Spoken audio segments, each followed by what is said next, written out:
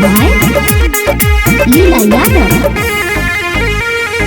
पागल पागल कही के गे रानिया पागला बनाइए गनी गे जान, पागला बनाइए गनी गे जान।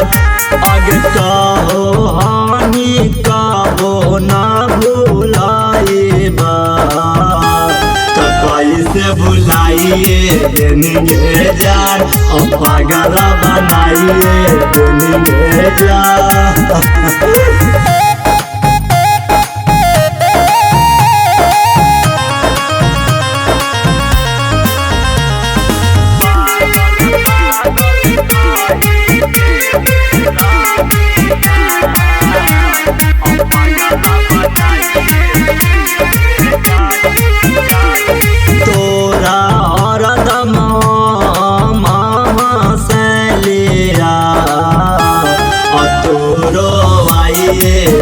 गे जान तोरो आइए दिन गे जान।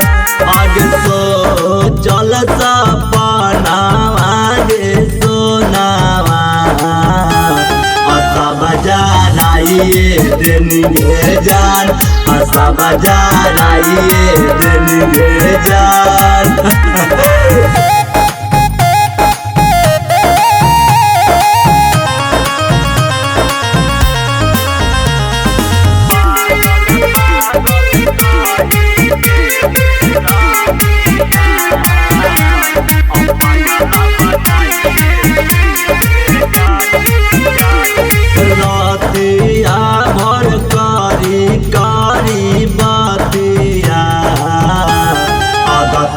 धराइए दिन गे जान, दतिया धराइए दिन गे जान।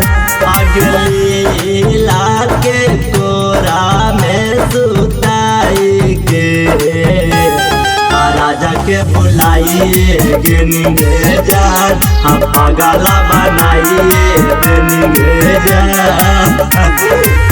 रंजू रागनी स्टूडियो गुरारू गया।